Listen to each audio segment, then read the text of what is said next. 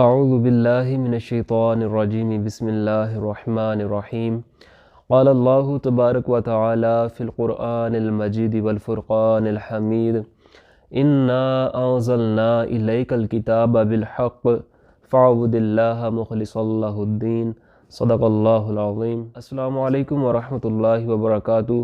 امید ہے کہ تمام ہی احباب خیر و عافیت سے ہیں۔ معززین، اللہ جل شانہ کے فضل و کرم اور احسان سے الحمدللہ ہم نے جو قرآن کے پڑھنے کا طریقہ تجوید کے مطابق ہے اس کے ضمن میں الحمدللہ 4 اسباق جو ہیں وہ کلیئر کر لیے ہیں، اور ان کے ہم نے ڈیفرنٹ پارٹس بنائے ہیں آگے، تو ان کی آپ کو پریکٹس بھی کرائی ہے، اور ان کے جو رولز ہیں جو تجوید کے ساتھ پڑھنے کا قرآن کو حق ہے، ان کے جو قواعد ہیں وہ بھی آپ کے گوش گزار ہم نے الحمدللہ کر دیے ہیں۔ معززین، انشاءاللہ آج ہم لیسن نمبر 5 کے پارٹ 1 کی طرف روانہ حضور والا اللہ جل شانہ نے قرآن میں ارشاد فرمایا ہے کہ انا انزلنا الیک الکتاب بالحق، بے شک ہم نے آپ کی طرف کتاب نازل فرمائی ہے حق کے ساتھ، فاعبد اللہ مخلصا لہ الدین، پس آپ اللہ کی عبادت کیجئے عبادت کو خالص کرتے ہوئے۔ تو یہاں پہ ایک نقطہ سمجھ میں یہ آ رہا ہے کہ اگر ہم اس آیت کا نچوڑ نکالیں وہ یہ ہے کہ اخلاص، خالص ہونا، کیونکہ اللہ تعالیٰ نے قرآن کو خالص نازل فرمایا۔ خالص ہوتی ہی وہ چیز ہے جس میں کسی چیز کی ملاوٹ نہیں ہوتی ہے،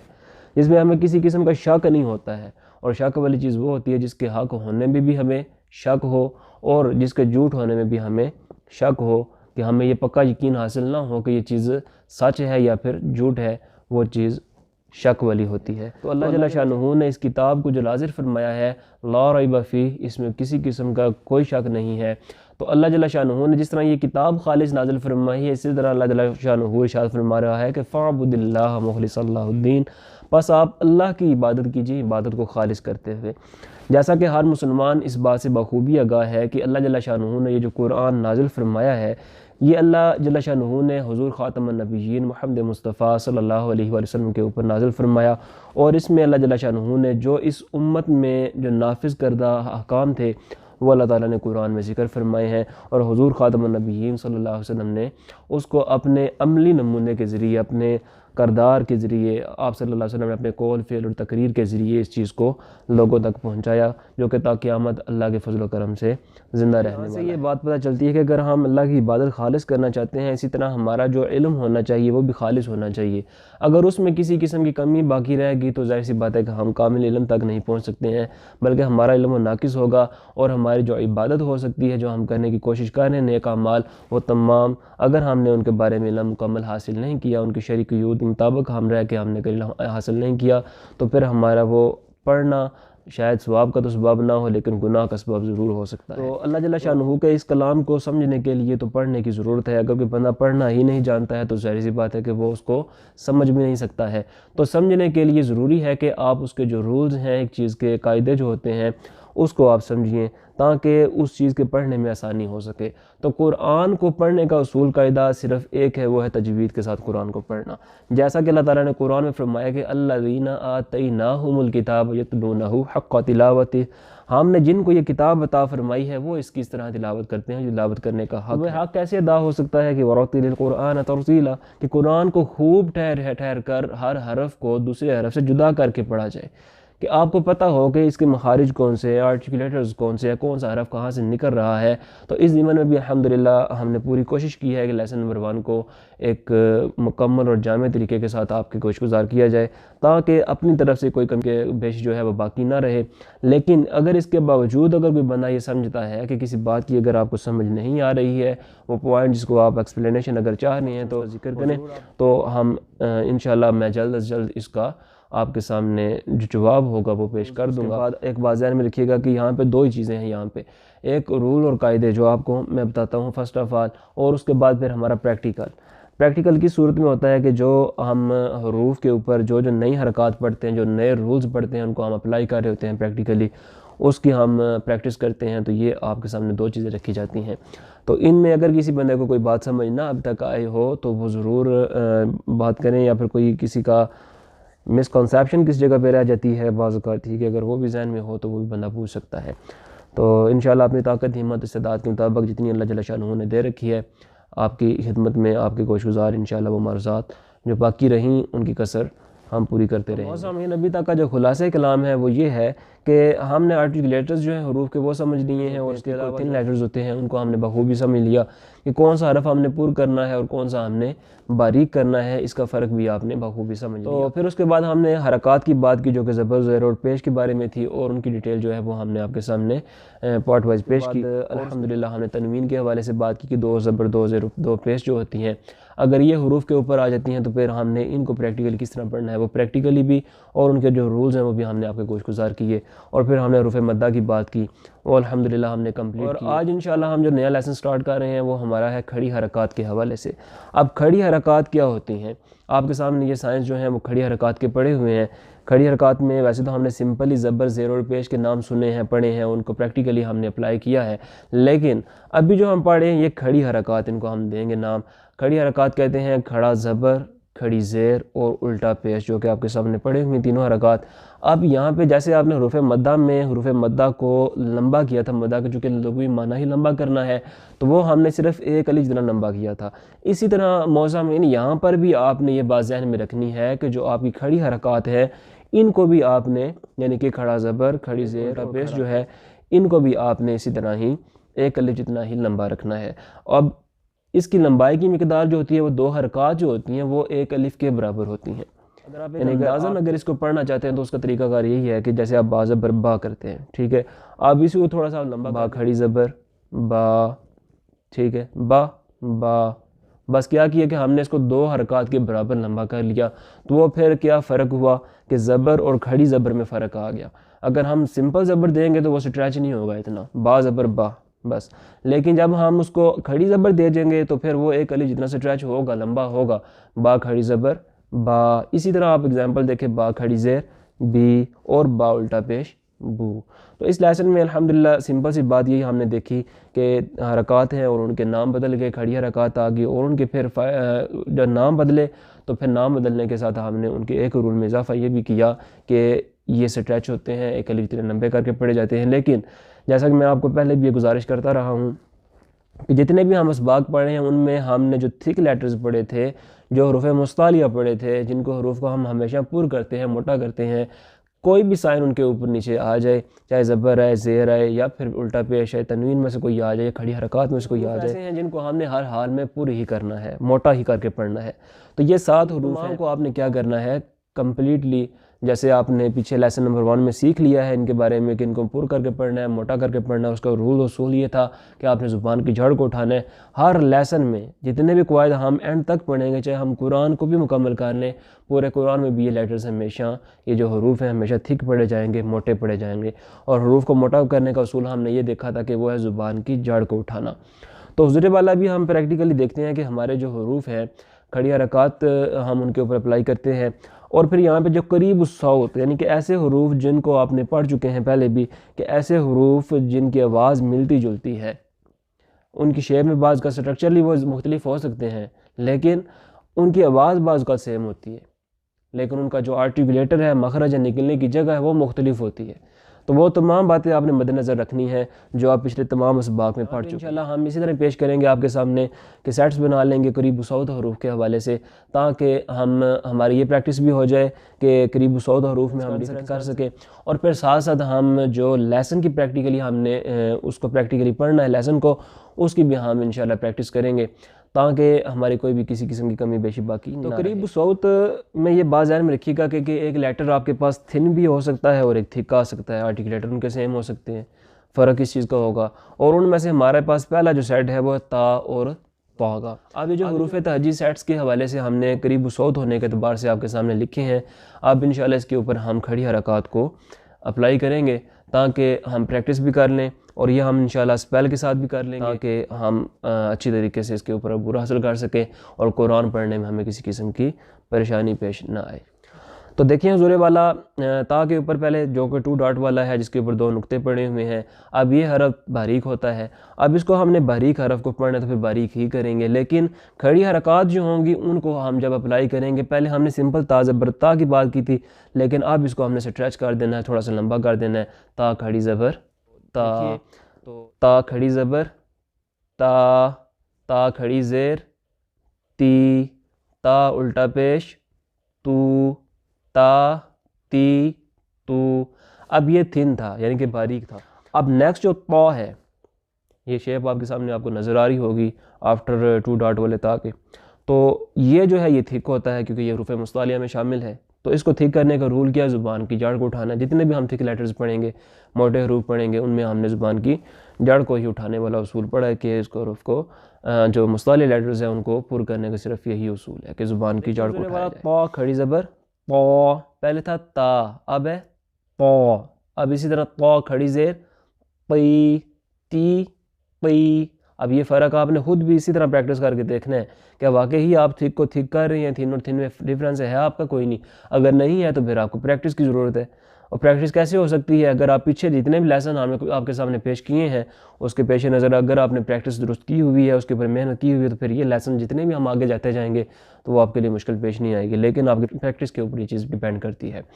تو اس طرح دیکھیے تا الٹا پیش تو تو تو تو تو، ان دونوں میں فرق ہے. تو تا تی تو. دیکھیے حضور والا ہمارے پاس آ گیا ہے زا. اب زا کا جو آرٹیکولیٹر ہے یہ بھی آپ نے خاص بات ذہن میں رکھنی ہے کہ جو آپ نے مخارج جن حروف کے نکلنے کی جگہ جو آپ نے لیسن نمبر 1 میں سیکھ لی ہیں، آپ نے ہر لیسن میں جو بھی آپ کے سامنے لیسن آئے یا قرآن آپ کے سامنے پڑھا ہو ان کو انہی کے حروف کے جو آرٹیکولیٹرز ہیں، جو نکلنے کے مخارج ہیں، نکلنے کی جو ان کی جگہ ہیں، انہی میں سے آپ نے ان کو نکالنا ہے تاکہ آپ کا ہر حرف دوسرے حرف سے مختلف ہی رہے. اور آپ جب قرآن پڑھیں تو اس آیت کے مطابق پڑھیں کہ وَرَتِّلِ الْقُرْآنَ تَرْتِيلًا. قرآن کو خوب ٹھہر ٹھہر کر ہر حرف کو دوسرے حرف سے جدا کر کے پڑھو. وہ جدا کس انداز سے ہے کہ آپ کے جو حروف کے مخارج ہیں وہ جب مختلف آپ کو خود پتہ ہوگا کہ میں ٹھیک طریقے رولز کے مطابق پڑھ رہا ہوں تو وہ خود بخود جدا ہوتے جائیں گے. پھر جو صفات لازمی پائی جاتی ہیں ان کو آپ لازمی طور پہ ادا کیجئے، وہ بھی آپ کو بتا دی گئی ہیں. جو عارضی طور پہ تحسین میں اضافہ کے لیے آپ کو بتائی گئی ہیں، جیسے را کے اوپر زبر پیش آئے تو وہ تھک ہوتا ہے، پر ہوتا ہے، زیر ہے تو باریک ہوتا ہے، ابھی تک جو آپ نے سیکھا ہے را کے حوالے سے. تو یہ کیا ہے کہ اس کی تحسین میں اضافے کے لیے ہوتی ہیں. ان تمام آپ نے جو صفات عارضہ اور لازمہ یعنی کہ جو عارضی طور پہ صفات پائی جاتی ہیں ان میں اور جو لازمی طور پہ پائی جاتی ہیں ان کا خاص خیال رکھنا ہے تاکہ ہم قرآن کے پڑھنے کا جو حق ہے وہ ادا کر سکیں، قرآن کی آیت کے اوپر عمل کر سکیں. جس میں اللہ جل شانہ نے یہ ارشاد فرمایا کہ ہم نے جن کو یہ کتاب عطا فرمائی ہے وہ اس کی اس طرح تلاوت کرتے ہیں جو تلاوت کرنے کا حق ہے. دیکھیے حضور والا ہمارے پاس نیکسٹ آ گیا زا. زا کھڑی زبر زا، زا کھڑی زیر زی، زا الٹا پیش زو، زا زی زو. تو یہ آپ نے زا کے حوالے سے. ابھی جو ہمارا نیکسٹ آ رہا ہے لیٹر وہ ہے ذال. ذال، ذال کا جو آرٹیکولیٹر ہے اس کو بھی آپ بخوبی اس کے مطابق ہی پڑھیے گا. تب آپ کا زا اور ذال، زا ذال. اب زا کھڑی زبر زا، ذال کھڑی زبر را، زا را. ان دونوں کی آوازوں میں آپ کو خوب یہاں پہ فرق نظر آ رہا ہوگا. وہ صرف کس وجہ سے ہے؟ ان کے مخارج مختلف ہونے کی وجہ سے ہے. ابھی تک کسی بندے نے اگر مخارج نہیں سمجھے ہیں تو وہ لیسن نمبر 1 کی طرف جائے پلیز، میں ریکویسٹ کرتا ہوں، تاکہ کسی قسم کی آپ کے لیے کوئی کمی بیشی باقی نہ رہے. قرآن کو تجوید کے ساتھ پڑھنا ہر ایک مسلمان مرد عورت کے اوپر واجب ہے، اور بعض کتب تجوید کے میں جو بات لکھی ہوئی ہے شرعی حکم اس کا لکھا ہوا ہے وہ فرض کے معنی میں لیا گیا ہے. لیکن اگر واجب بھی ہو، واجب کا مطلب یہ ہوتا ہے اگر آپ نے اس کو ایک دفعہ ترک کیا ہے تو وہ صغیرہ گناہ ہوا، لیکن عادت بنا لی تو وہ پھر کبیرہ گناہ بن جاتا ہے، حرام ہو جاتا ہے. تو یہ تجوید کے ساتھ جو آپ کے سامنے رولز پیش کر رہے ہیں اس کا مقصد یہ ہے کہ ہم جو کبیرہ گناہ کر رہے ہیں جو بندے وہ اس سے بچ سکیں اور ٹھیک جو قرآن پڑھنے کا حق ہے وہ ادا کر سکیں. اور یہ آپ کے سامنے الحمدللہ کا ہمیں شکر ادا کرنا چاہیے کہ اللہ تعالیٰ نے ہمیں گھر میں بیٹھ کے یہ سہولت عطا فرمائی ہے کہ ہم بیٹھ کے یہ چیز اگر محنت کرنا چاہیں، سیکھنا چاہیں تو سیکھ سکتے ہیں. تو اللہ تعالیٰ ہمیں استقامت عطا فرمائے، حق جو ہے قرآن کے سیکھنے کا اس کے مطابق قرآن کو پڑھنے کی توفیق عطا فرمائے. تو اسی طرح حضور والا دیکھیے ذال، ذال کھڑی زبر ذا، ذال کھڑی زیر ری، ذال الٹا پیش ذو، ذا ذی ذو. وہ کیا تھا؟ زا زی زو، یہاں پہ ذا ذی ذو. بہت فرق ہے ان دونوں میں. خیر یہ آپ کو فرق تب پتہ چلے گا جب آپ نے لیسن وائز سارے لیسنز کو بخوبی اچھے طریقے سے سمجھا. اس کے بعد ہمارا ان کے سیم آرٹیکولیٹرز ہونے کے اعتبار سے زا، ذال اور وا اس کے بعد آ رہا ہے. وا کا بھی آرٹیکولیٹر ہم نے الحمدللہ کمپلیٹ کیا ہوا ہے. تو وا کو ہم نے کیا کرنا ہے؟ ٹھیک کرنا ہے، کیونکہ یہ آپ لیٹر سامنے پڑھا ہوا ہے اسکائی بلو کلر کا. اسکائی بلو کلر کے جتنے بھی لیٹرز ہم نے پیچھے لیسن میں آپ کو بتائے ہیں وہ سارے کے سارے ٹھیک ہی ہوتے ہیں. لیکن یہ سہولت آپ کو صرف یہاں پہ نظر آ رہی ہے. جب آپ قرآن شروع کریں گے تو وہاں پہ آپ کے لیے یہ ٹھیک لیٹرز جو ہیں وہ اسکائی بلو کلر میں ضروری نہیں ہے کہ وہ پڑھے ہوئے ہوں. وہ آپ کے سامنے بلیک کلرز میں بھی سارے لیٹرز ہو سکتے ہیں. تو یہ آپ نے خوب پہچان زبانی ان کو ازبر کرنا ہے. فنگر ٹپس پہ آپ کو یہ بات یاد ہونی چاہیے. تو آگے دیکھیں وا، وا کھڑی زبر وا، وا کھڑی زیر وی، وا الٹا پیش وو، وا وی وو. تو یہ آپ نے مین ڈیفرنس جو تھا ان کی آوازوں میں زا کے حوالے سے، اس طرح ذال کے حوالے سے اور وا کے حوالے سے وہ بخوبی سمجھ لیا کھڑی حرکات کے مطابق. تو والا نیکسٹ جو ہمارے پاس آ رہا ہے جو ہم ابھی سیٹ بنائیں گے وہ ہے ثا کے ساتھ سین اور صاد. اب ثا، سین اور صاد جو ہے ان میں فرق کس طرح ہو سکتا ہے؟ مین چیز بس بار بار جو آپ کو میں بتا رہا ہوں، آپ کو یاد دہانی کرا رہا ہوں، وہ سمپلی آپ کے یہاں پہ حروف کے مخارج ہیں.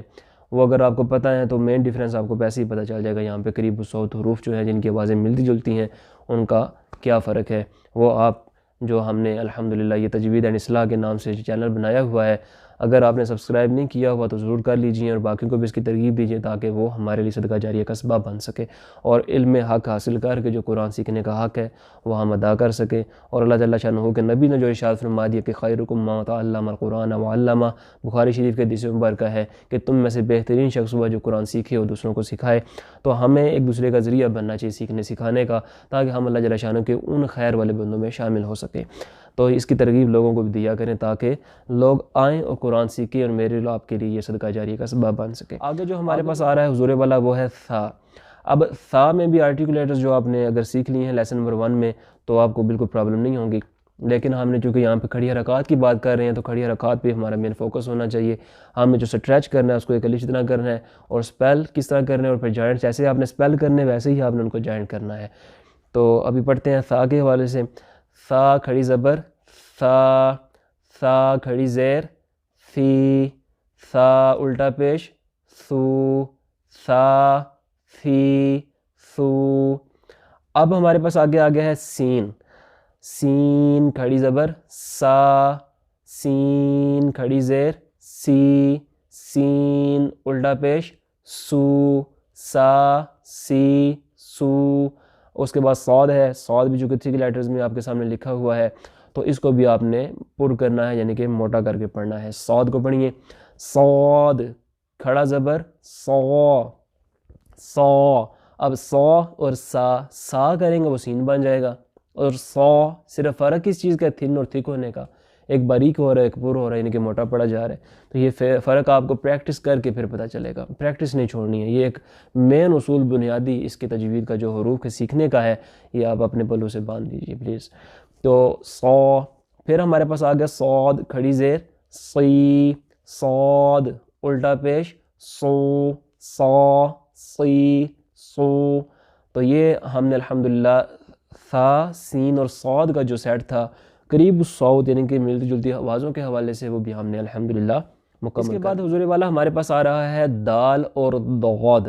ان دونوں کے آرٹیکولیٹرز میں بھی فرق ہے اور ان کی وائس جو ہے اس میں بھی تھک اور تھن کا ڈیفرنس ہے. آپ نے اگر پریکٹس کی ہوئی ہے ان دونوں کے آرٹیکولیٹرز میں، مخارج میں نکلنے کی جگہوں کو سیکھا ہوا ہے، سمجھا ہوا ہے اور اس کے مطابق پڑھا ہوا ہے تو پھر آپ کے لیے بالکل یہ آسان ہے. پڑھیے.